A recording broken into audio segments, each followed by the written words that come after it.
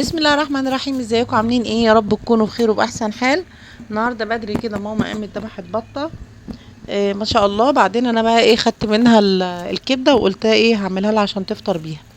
بصوا يا جماعه، كبده البطه بيبقى لونها كده طحيني فروز زي ما احنا شايفين، وكبده الوز برضو بتبقى نفس اللون كده. انا صورت قبل كده حلقه كبده الوزه، بس سلقتها الاول هي والقناصه بتاعتها. المره دي بقى انا هعمل كبده البطه بطريقه مختلفه شويه، هقطعها شرايح كده. وناخد بالنا دايما ان كبده الطيور بتبقى طريه قوي، مش زي الكبده اللي بنجيبها من عند الجزار بتاعه البهايم، علشان الكبده دي بتبقى حتى واحنا بننضف الطير بناخد بالنا قوي علشان واحنا بنطلع الكبده ما تتهريش في ايدينا. عايزه اقول لكم كمان ان كبده البط دي فيها 9 من البروتينات، حلوين جدا جدا للجسم، بيساعدوا على بناء العضلات وليهم فوائد كتيره. يعني يا ريت الواحد قبل ما يعمل اي اكله يدخل ويشوف الفوائد بتاعتها ايه، وكمان يشوف ازاي هيعملها عشان ما يضيعش الفوائد بتاعتها. كده خلاص انا قطعت الكبده كلها بقى شرايح زي ما احنا شايفين كده.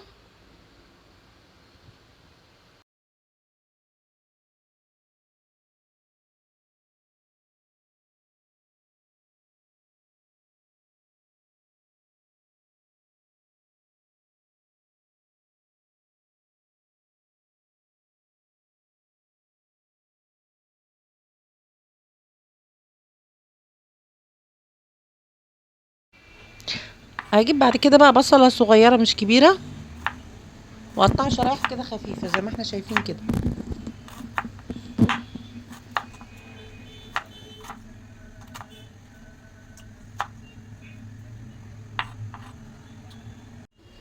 هجيب فص ثوم كبير واقطعه قطع صغيره كده، فص واحد بس. وهجيب بقى قرن فلفل اخضر كده، هقطعه شرايح كده ايه رفيعه.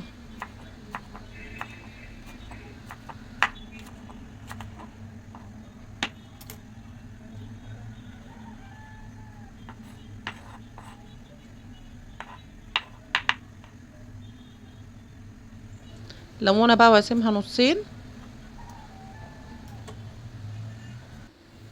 كده خلاص انا حضرت الحاجه اللي انا هعمل بيها الكبده. زي ما انا قلت لكم المره دي بقى انا مش هسلقها. شايفين الجمال ما شاء الله، شكلها حلو قوي قوي. تحس ان انت عايزه تاكليها كده وهي نيه.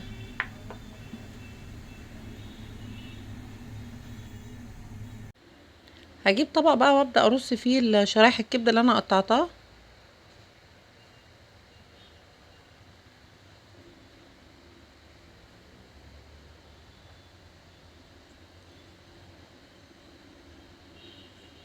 وبعدين هجيب ملح وفلفل اسمر عليه بهارات كده مقلبهم على بعض، وبرضه هحطهم على الكبده قبل ما ايه احطها على النار.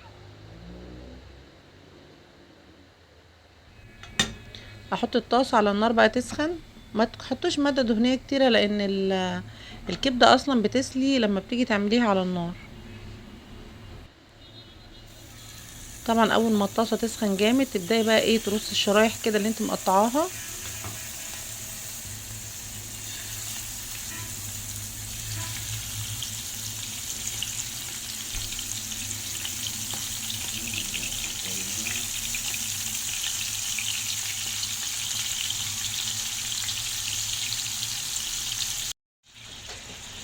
وابدا بقى ايه اقلبها الناحيه التانية. هي بتاخدش وقت على النار خالص، يعني تقريبا 5 دقايق 7 دقايق على النار، مش اكتر من كده. ناخد بالنا دايما الكبده بتاعه البط او بتاعه الطيور لما بنيجي نعملها. انا بصراحه ما جربتش غير كبده البط والوز في التحمير. لو جيتي تعمليها كده تلاقيها بتسلي دهون زي ما انا قلت لكم، هي غنيه جدا بالبروتينات.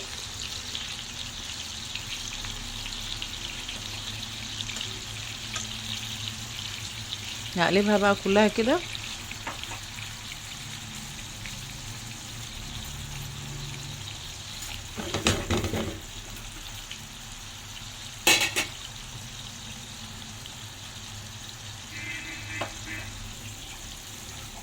انا صفيت طبعا شويه من الدهون اللي نزلوا في الطاسه. وبعد كده هحط ايه البصل على جنب كده، مش هقلبها على الكبده، انا عايزاها بس تدبل.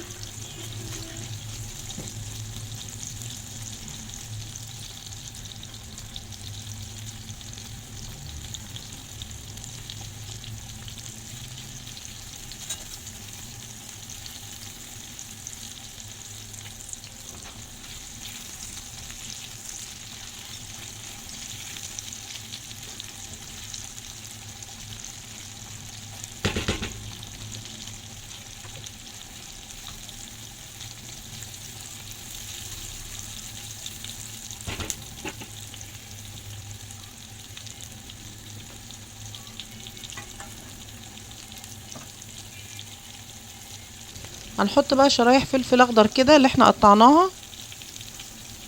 طبعا الكبده استوت خلاص، انا حطاهم بس في الاخر كده علشان ايه يتبالوا خفيف قوي، انا عايزه لونهم كده فاتح. وطبعا فص الثوم هحطه على الكبده.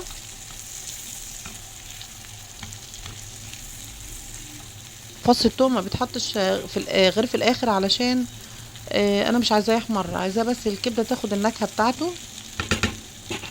طبعا ارش شويه ملح وفلفل اسمر تاني على الكبده خفيف كده.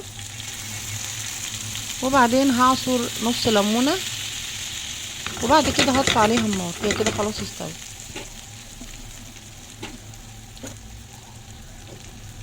كده انا خلصت بقى وحطيت الكبده في الطبق زي ما احنا شايفين كده، انا ما قلبتش عليها البصل، حطيت البصل وعليه الفلفل الاخضر كده من فوق، ومعايا نص ليمونه. هجيب بس طماطمايه كده واقطعها معاهم. لازم الاكل لما يتقدم بطريقه كده حلوه تفتح النفس، خصوصا لما بنكون بنقدم الاكل ده لحد.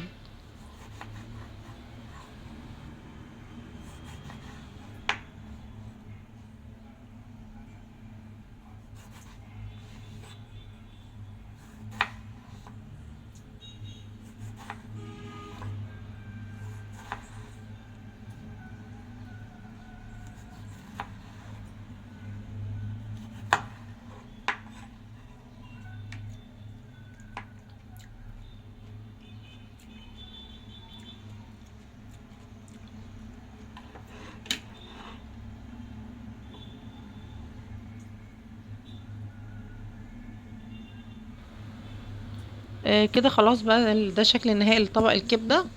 عايزه اقول لكم طعمها حلو قوي قوي. كبده البط وكبده الوز بصراحه من احلى الكبده اللي ممكن تاكليها.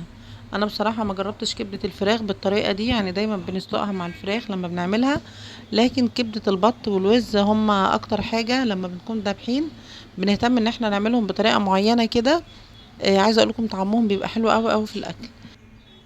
وبكده وصلت معاكم لنهاية الحلقة. اتمنى ان هي تكون عجبتكم. يا ريت لو عجبكم الفيديو تعملوا لايك وشير، ولو اول مرة تشوفوا القناة يا ريت تعملوا اشتراك وتفعلوا الجرس علشان يوصلكم كل فيديوهاتي.